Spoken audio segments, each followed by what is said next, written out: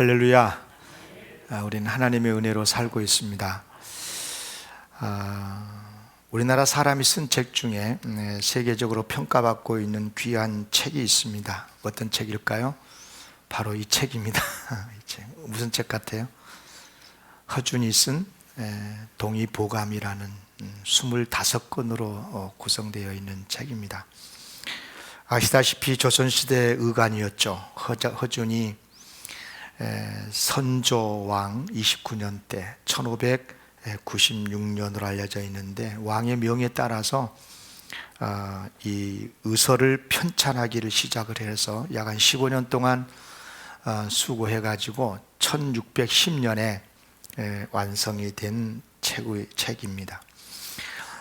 동양에서 가장 우수한 그런 의학서 중에 하나로 평가를 받고 있죠. 2009년도에는요 유네스코 세계 기록 유산으로도 지정이 됐고, 지금까지 400년이 넘도록 우리나라뿐만 아니라 일본, 중국에까지 알려져 있는 대표적인 동양 의학서로 읽혀져 왔습니다. 그러면 허준이 어떻게 위대한 의사가 될 수 있었을까? 가장 큰 이유는 한마디로 말해서 인간의 몸을 정확하게 알고 있었다는 것입니다. 허준이 인간의 몸을 어떻게 잘 알 수 있었을까? 전해진 말에 의하면 경상남도 밀양에 가면 얼음골 있잖아요. 그 얼음골에서 자기 스승의 몸을 직접 해부를 해봤기 때문이라는 거죠. 드라마에서도 그 나오죠. 글쎄요, 당시 조선시대의 문화로 보나 또 당시 의학적 배경을 볼 때에 인간의 몸에 칼을 대고 이렇게 직접 해부를 했었다, 여기에 대해서는 많은 의문이 있긴 합니다만은, 그만큼 허준이 당대의 의학 지식을 총망라해서 인간의 몸에 대한 지식을 가졌고 그만큼 의술이 뛰어났다라고 하는 말일 것입니다. 예나 지금이나 마찬가지입니다. 의사가 되려면, 그리고 그분이 명의사가 된다는 것은 무슨 말이냐면 그만큼 인간의 몸을 정확하게 잘 알아야 한다는 것입니다.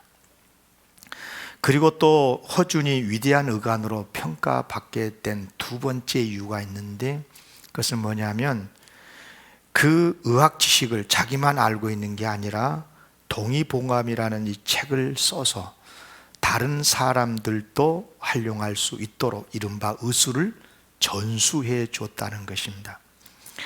특히 이제 이 허준이 직접 한반도 산천을 누비면서 구할 수 있는 약초를 다 가지고 우리나라 사람들을 직접 임상적으로 치료해 가면서 정말 우리나라 사람들의 체질에 맞는 가장 적합한 의술을 소개를 했다는 거예요. 책으로 엮어서 냈다는 거죠. 그러니까 자기 자신도 많은 사람들을 치료해 주었지만 최고의 의서를 편찬해서 많은 의사들로 하여금 병든 백성들을 치료하게 해 주었다. 그러니까 허준이 훌륭한 의사로 인정을 받는 이유는 두 가지인 거죠.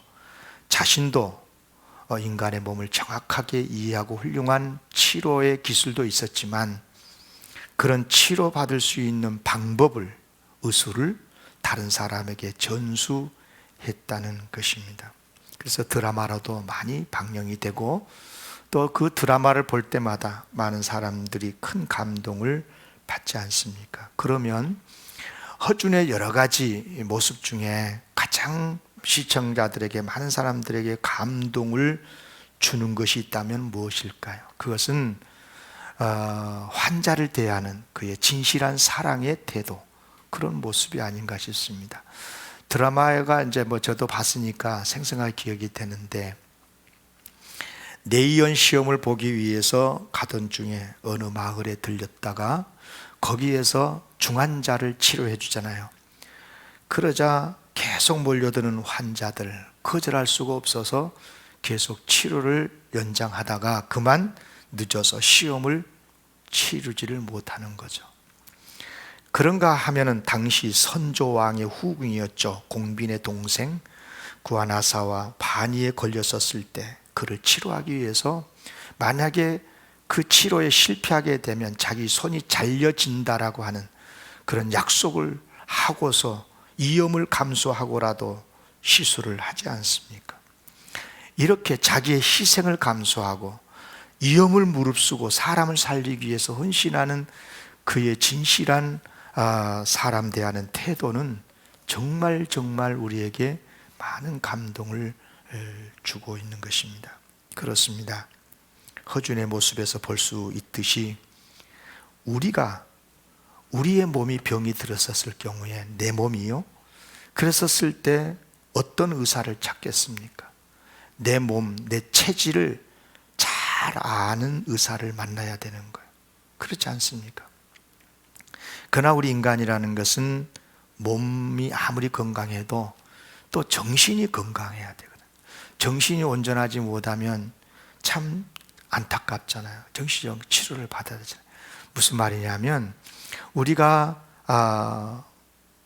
몸이 아플 경우에, 정신이 문제가 생겼을 경우에 그것을 잘 아는, 우리 정신 세계를 잘 이해하고 우리의 몸을 정확하게 인지하면서 아는 그런 의사를 만나야 한다는 것입니다. 그런데 여러분, 우리 인간에게 영이 있다는 걸 아십니까? 영.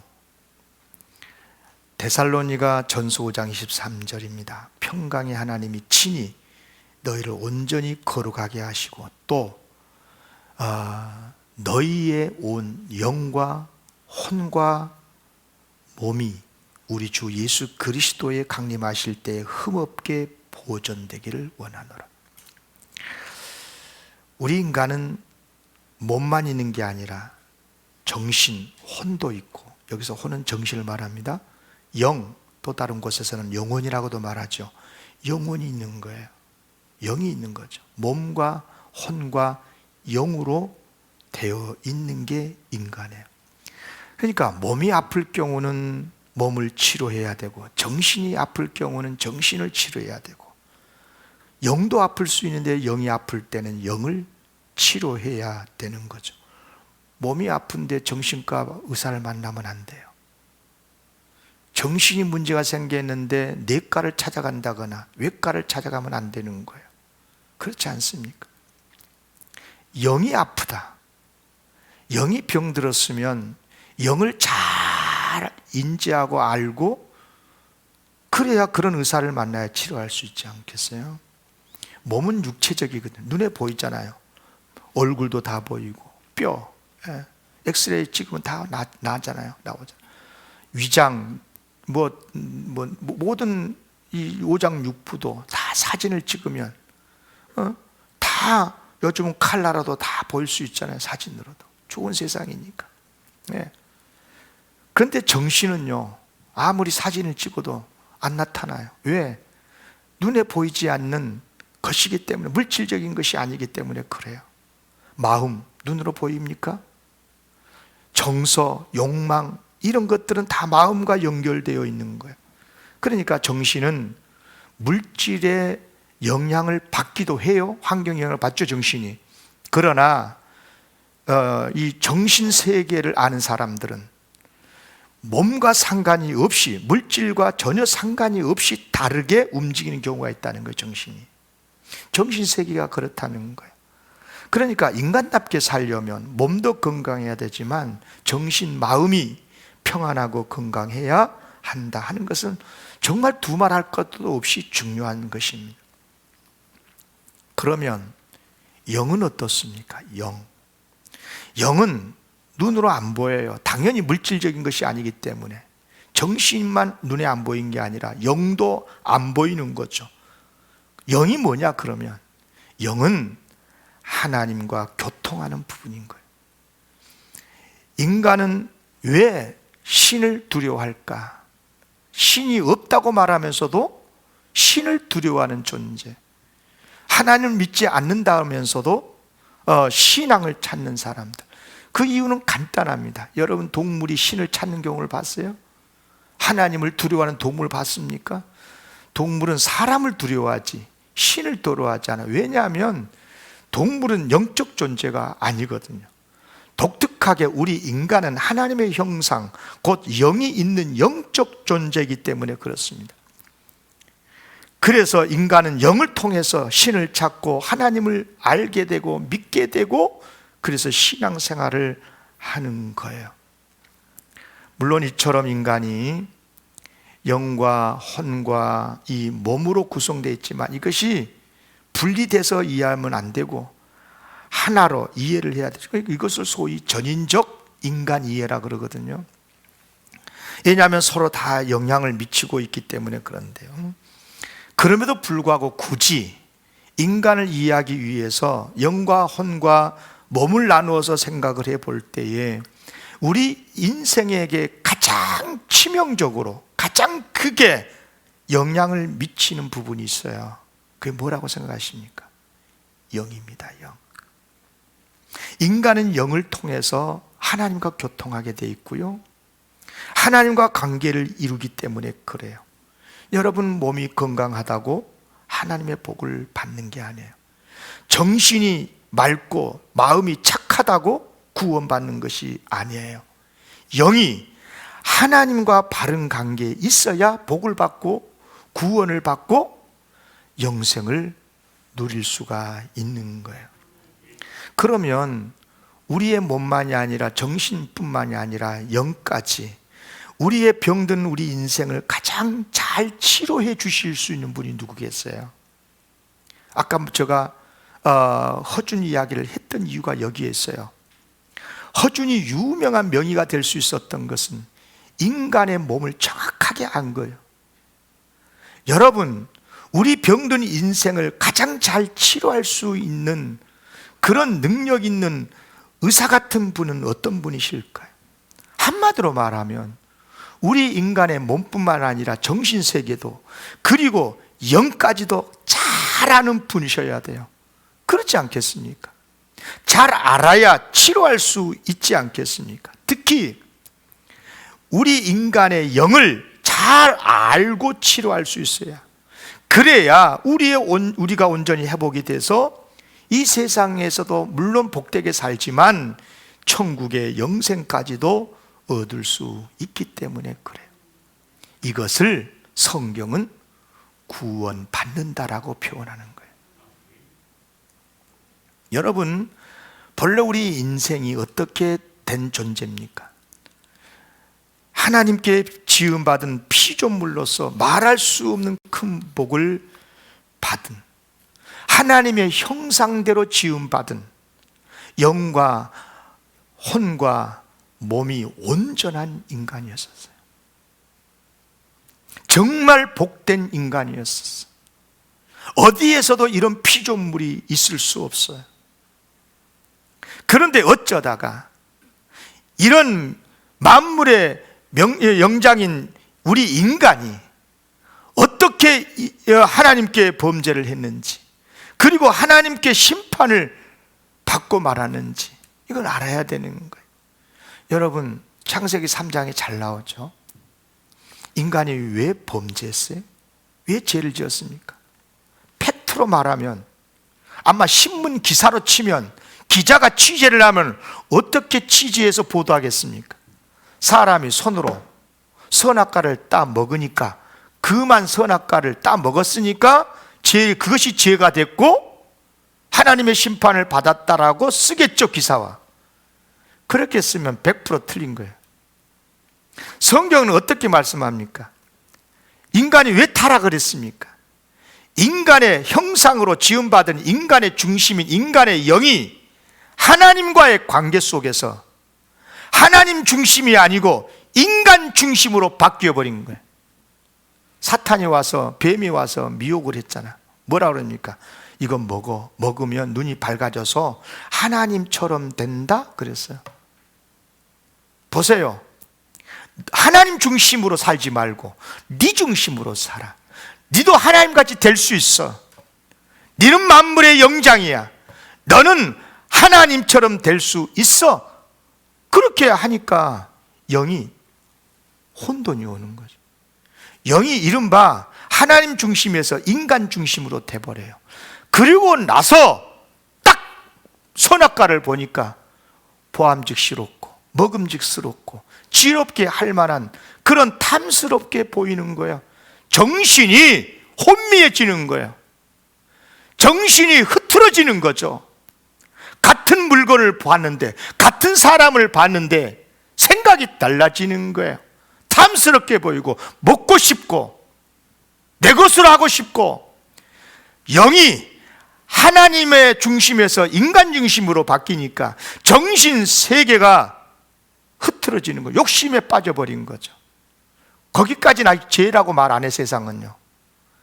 그러자 몸으로, 손으로 선악과를 따서 먹은 거죠.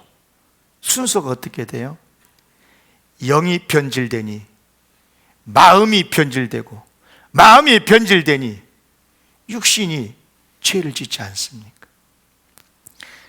그래서 인간과 인간 세계에 죽음과 파멸이 찾아오게 된 겁니다. 무슨 말이냐? 인간의 근본 문제는 영이라 이 말입니다. 영. 선악과에 독이 있어서 선악과를 따먹으니까 죽은 게 아니에요. 마음이 약해진 것도 근본 문제가 아니야. 근본 문제는 영이 하나님이 아니라 인간 중심이 돼버린 거예요. 영을 부정하고 있는 게 아니라, 영이 아무리 부정해도 영은 우리에게 있는데 그 영이 하나님 중심이 아니라 내 중심이 되는 거예요. 이것을 타락이라 그런 겁니다. 이른바 인간이 영적으로 하나님을 거부했기 때문에 선악과를 따먹게 되고 파멸에 빠진 거죠. 여러분, 지금 우리 인간 세계 속에서 일어나고 있는 수많은 삶의 문제, 고통이 어디서 비롯됐다고 생각을 하십니까? 당연히 죄 때문이다. 이것까지는 다 인정해. 많은 사람들이 싸우고 병들고 죽는 것까지 다 죄 때문이다. 이건 안 믿는 사람도 그렇게 말을 하더만. 그런데 여러분, 이건 잘 모른 것 같아. 우리의 영이 하나님에게서 멀어졌기 때문이란 걸 잘 몰라요.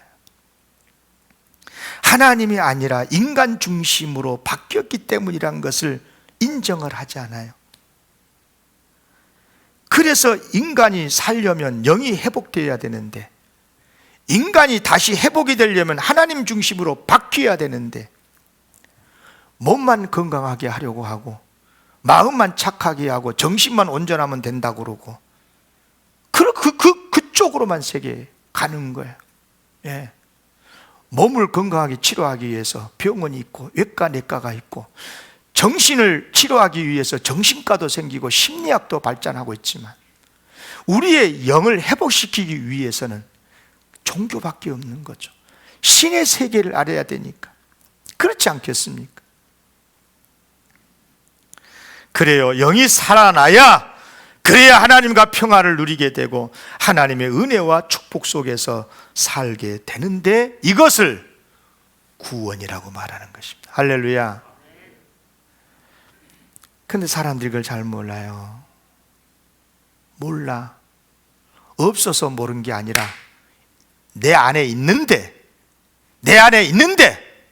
마치 눈에 안 보인다고 정신이 없다라고 그런 것처럼, 영이 눈에 안 보이니까 영이 없다고 생각을 해, 사람이. 그래서 힘들어 죽겠다고 그러면서 돈이면 다 되는 줄 알고 재물에 욕심 부리고, 정신만 건강하고 마음이 평안하면 된다, 인간관계만 풀면 된다고 그러고, 거기에 심리학 상담하게 목을 메고. 그렇지 않아요.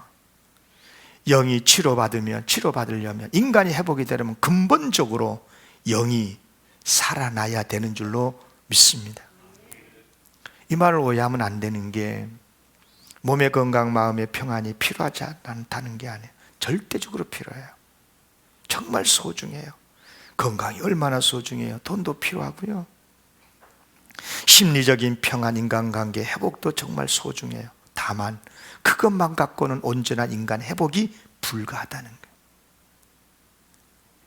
인간의 근본 문제가 영에 있기 때문에, 영이 하나님을 떠난 것에서부터 우리 인간의 문제가 시작이 됐기 때문에, 인간의 근본 문제를 회복하려면 영이 살아나야 되는 거예요. 영이 산다는 게 뭐예요? 영이. 몸이 산다는 건 알죠? 치료받으면 살아요. 병원에 가서. 정신이 혼미해졌는데 왔다 갔다 그러는데 정신이 건강한다는 것도 이해가 되시죠? 그러면 영이 산다는 건 뭐예요? 영이 산다는 것은 본래 인간의 영의 모습으로 돌아가야 되는 거예요. 어떻게? 내 중심에서 하나님 중심으로 가야 되는 거예요. 내 영이 하나님과의 관계 속에서 내 인생이 인간 중심, 내 중심으로 가면 안 되는 거고, 나를 지으신 내 인생의 주인이 되신 하나님 중심으로 돌이켜지는 것이 구원받는 거예요. 아멘. 굉장히 중요한 설교를 하고 있는 겁니다, 지금요. 여러분, 그러면 이런 문제를 누가 해결해 줄 수 있겠어요? 누가 우리의 영을 치료해 주고 하나님과의 관계를 회복시켜 주실 수 있겠어요? 오늘 본문 정확하게 말씀을 해요. 23절, 24절. 모든 사람이 죄를 범하였으며 하나님의 영광에 이르지 못하더니 그리스도 예수 안에 있는 속량으로 말미암아 하나님의 은혜로 값없이 의롭다 하심을 얻은 자 되었느니라.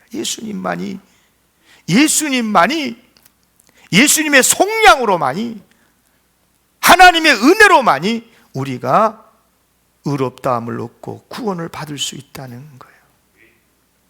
사실 하나님 우리의 영을 돕기 위해서 율법을 보내주셨어요. 율법을 주셨어요. 그런데 막상 율법을 받고 보니까 인간이 그 율법대로 못 살아요.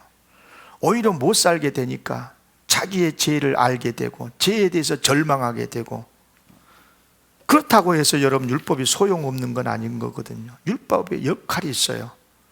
율법의 역할이 뭡니까? 율법은 죄인이라는 것을 스스로 깨닫게 만들어요.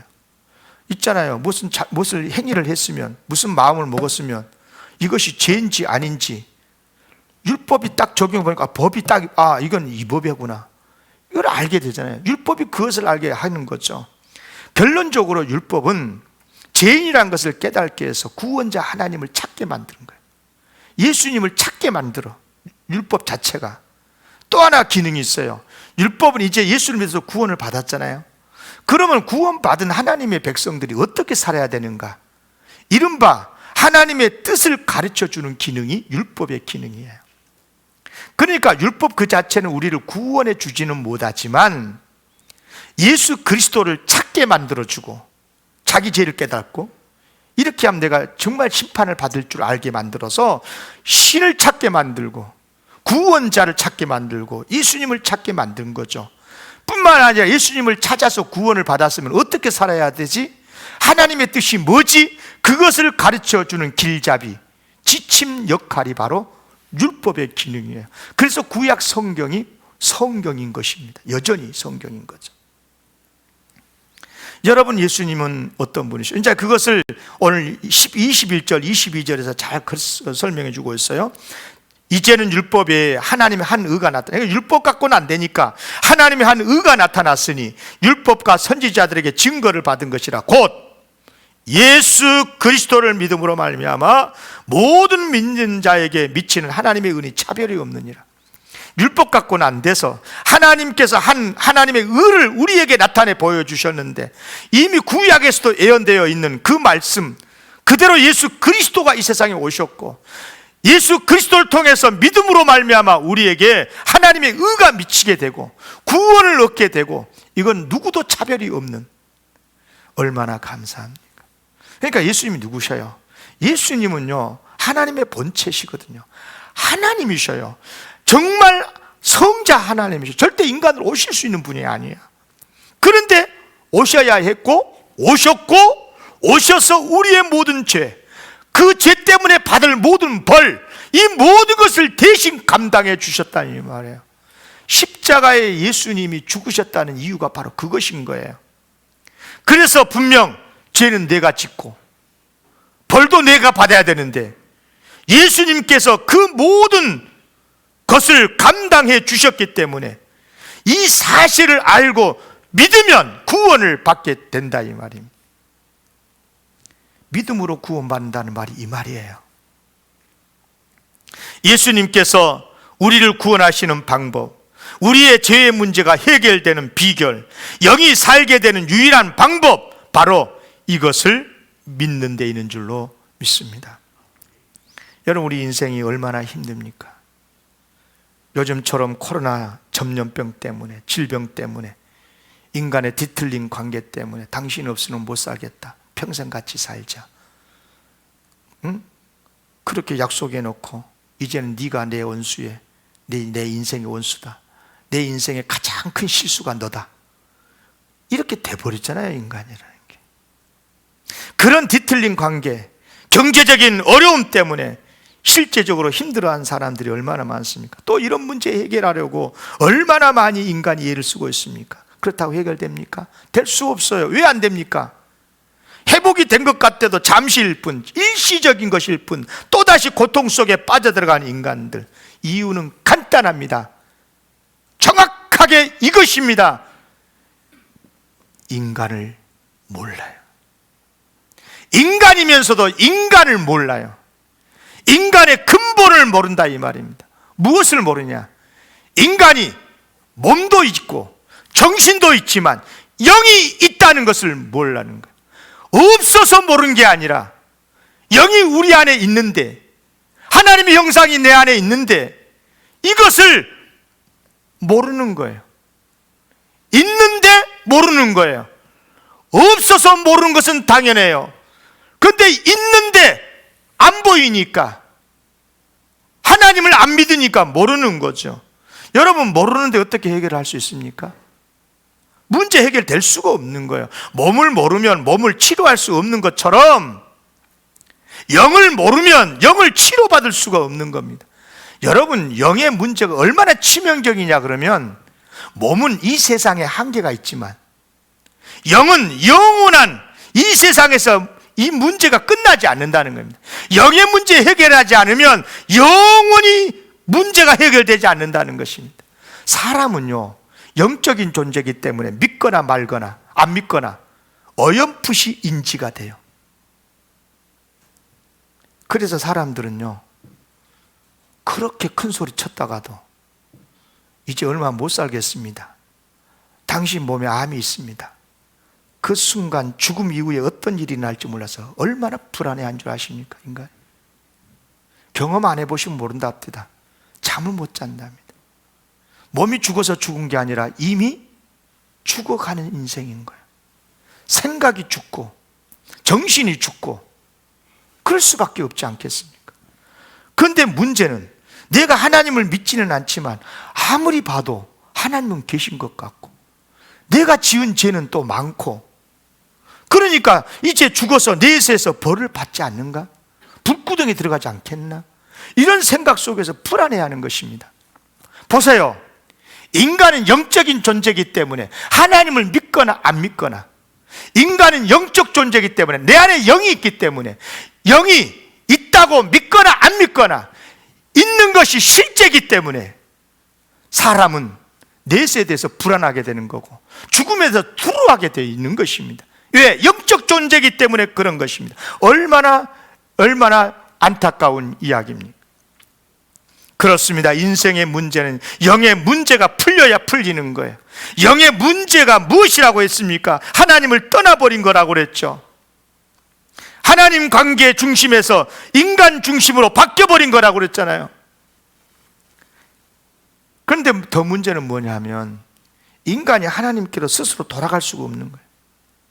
지가 잘못해가지고 지가 벌 받은데, 아이고 나 죽겠습니다 그러면서 내가 스스로 못 돌아가 하나님 앞에. 왜? 죄의 담이 막혀 있으니까. 그래서 하나님께서 그걸 알기 때문에, 그래서 하나밖에 없는 독생자를 세상에 보내주셨고, 또 예수님은 우리를 구원하기 위해서 우리가 지었던 모든 죄, 그리고 그 죄로 인해서 받아야 될 모든 벌, 그것들을 다 짊어지시고 십자가에 달려 죽으신 거죠. 그러므로 예수를 믿어야 되고 의지해야 되고, 그래야 구원받고 용서받고 영생을 얻게 되는 줄로 믿습니다. 더 감사한 것은, 그렇게 되면 다른 문제들도 술술술 풀려요. 정신의 문제도 몸의 문제도 해결이 돼요. 마음에 평안이 임하게 되고 모든 삶에 하나님의 복이 임하는 거예요. 여러분 잘 기억하셔야 돼요. 우리가 이 세상에 살 동안은요, 아무리 하나님의 구원받은 자녀라고 해도 여전히 연약한 인간이거든요. 세상은 악하고. 그래서 때때로 하나님은 우리가 이제 구원받은 하나님의 백성으로서 하나님 중심으로 살면서 이 세상을 잘 이길 수 있도록 하기 위해서 훈련을 시키셔요.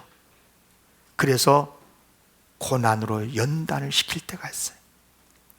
그런데 이때 연단은, 고난은 절대로 저주가 아닙니다. 오히려 또 다른 축복인 거예요. 비록 몸이 아프고 경제적인 어려움을 겪을 수도 있지만, 그러나 이것은 절대 저주가 아니고 우리로 하여금 하나님과의 관계 속에서 하나님 중심으로 살게 만드는 또 다른 하나님의 복이다, 이 말입니다. 여러분, 우리가 예수를 믿고 있다면 우리가 어떤 사람이요? 이미 우리는 하나님의 은혜로 구원받은 사람이에요. 우리는 예수님의 십자가의 속량으로 하나님의 자녀가 됐어요. 속량이란 말이 무슨 말? 성경에 많이 나와, 이 단어가. 속죄, 속량 이런 말 나오잖아요. 속죄 그럼 쉽죠. 죄를 속해주는 거고요. 그 다음에 속량이란 말은 노예 제도가 있을 때 만들어진 단어니까 노예의 몸값을 주고 노예를 사오는 거야. 이게 속량이라고 하는 거예요. 속량. 그러니까 죄로 말미암아서 사망의 사탄의 노예가 된 우리를 예수님께서 십자가의 죽으심으로 피값을 주고 몸값을 지불하고 우리를 죄와 죽음에서 사오신 거야. 이것을 속량이라고 표현한 거예요. 그것을 오늘 24절에 다시 한번 보세요. 이렇게 말씀했잖아요. 그리스도 예수 안에 있는 속량으로 말미암아 하나님의 은혜로 값없이 의롭다 하심을 얻은 자 되었느니라. 이것이 바로 구원을 받았다는 뜻인 거예요. 하나님의 은혜로 값없이 의롭다 하심을 받는다는 말이 바로 이런 것입니다. 그럼 우리는 잊지 말아야 됩니다. 우리는 값없이 주님의 은혜로 구원을 받았습니다. 내가 무엇을 해서 구원받은 게 아니에요. 내가 무엇을 하나님 앞에 해드리고 그 대가로 구원받으러 간다면 그 순간 그 믿음은 거짓이에요. 믿음이 아닌 거예요. 나의 힘으로 구원을 받으러 가는 것이기 때문에 이것을 성경에서는 율법주의라고 해요. 율법주의. 지금부터 진짜 잘 들으셔야 돼요. 신앙생활에서 가장 위험한 게 뭔 줄 아세요? 여러분, 신앙생활 할 때 신앙생활에서 타락했다 그러잖아요. 우리가 저 사람 신앙에서 타락했네 이런 말 하죠. 뭘 보고 그런 겁니까? 실수한 것이 타락인 겁니까? 아니요. 신앙에서 가장 위험한 건 뭐냐면 다시 율법주로 돌아가는, 아담처럼 화처럼 하나님과의 관계에서 하나님 중심이 아니고 인간 중심, 내 중심으로 다시 돌아가는 것이 신앙의 타락인 거예요. 예배를 드려. 그런데 내 중심으로 드려. 헌신을 해. 내 스케줄로 해. 내 마음에, 내 주장대로, 내 고집대로. 성교도 하나님 중심이 아니고 내 열정으로, 내 중심으로 뭐 하려고 그런 거예요? 무슨 말이에요? 다 목적이 누구한테 있는 거예요? 하나님이 있는 게, 하나님께 있는 게 아니라, 말은 하나님, 하나님, 하나님, 그런데 다 자기 고집이고 자기 중심이고. 여러분, 이게 무서운 타락인 겁니다. 무서운 죄악인 것입니다. 여러분, 진심으로 축복합니다. 그래서 그렇게 하다 보니까 신앙생활 하다가 봉사하다가 그렇게 귀한 전도하고 선교를 하면서 시험에 빠지고. 왜 그래요? 내 중심으로 하니까 시험에 빠진 거예요. 만약에 내 중심이 아니고 하나님 중심으로 하면 이럴 수도 있고 저럴 수도 있는 거예요. 다 내가 해야 되는 겁니까? 저 사람이 할 수도 있는 거예요. 다 지금 해야 되니까 다음에 할 수도 있는 거예요. 그렇지 않습니까? 다 우리 영광교회 해야 되는 것입니까? 다른 교회도 할 수 있는 거예요. 이게 다 하나님 중심으로 바뀌는 것. 그러니까 신앙이 성숙해진다는 것은 뭐냐? 내 중심에서 하나님 중심으로 바뀌어지는 거예요. 아멘. 정말 우리 영광교회가 그랬으면 좋겠어요. 예. 여러분, 어떤 경우도 주님 의지하십시오. 정말 하나님만 사랑하고요, 특별히 부탁합니다. 하나님 중심으로 모든 것이 기획이 돼야 돼요. 하나님께 영광이 안 되겠다 싶으면, 내가 생각할 때는 그것이 맞는 것 같고 당장 그거 하면 좋을 것 같고, 그래도 내려놓을 수 있어야 진짜 신앙 성숙인 거예요. 내용이 선하다 악하다가 아니야. 그 일이 무슨 일이냐가 중요한 게 아닌 거예요. 당연히 악한 일을 하면 안 되지만 선한 일일지라도 하나님 중심으로 우리의 신앙이 철저하게 훈련이 되었어요. 이게 성숙인 거예요. 이게 신앙이 잘 자란다는 뜻입니다. 여러분, 우리의 영이 주님의 은혜만을 의지하면 틀림없이 뜨겁게 주님을 사랑하게 될 줄로 믿습니다. 말씀을 마치면서 한 가지 더 말씀을 드립니다. 우리가 뜨겁게 열정으로 주님을 사랑하고 싶잖아요. 그러려면 반드시 주님의 사랑을 깨달아야 돼요. 특히 십자가 사랑을 깨달아야 돼요. 나 같은 죄인을 구원해 주시기 위해서 하늘 영광을 버리시고 이 땅에 오셨고 십자가의 고난을 당하셨고 목숨까지도 버리셨다는 것, 이것을 안다면 얼마나 고맙고 감사하겠어요. 그러면 이걸 알면 주님을 위해서라면 목숨까지도 바칠 수가 있는 거예요. 왕궁의 내의원이 되는 것까지도 포기하고 보살펴 주었던, 환자를 보살펴 주었던, 그래서 덕분에 건강하게 되었다면 그 사람은 허준을 얼마나 사랑하겠습니까? 얼마나 고맙게 생각하겠어요? 자기 손을 잘릴 수도 있는 위험을 무릅쓰고 기꺼이 병을 치료해 준, 그래서 건강하게 되었다면 자기 신분이 왕비의 동생이라도 그 허준을 얼마나 고맙고 감사하게 생각했습니까? 그렇지 않겠습니까? 우리 예수님은 내의원 자리 정도가 아니고 하늘의 영광을 버리고 오셨어요. 손 하나 정도가 아니라 온 몸이 십자가에 달려서 고통당하시며 죽기까지 우리 죄를 담당하시고 우리가 받을 벌을 담당해 주셨어요.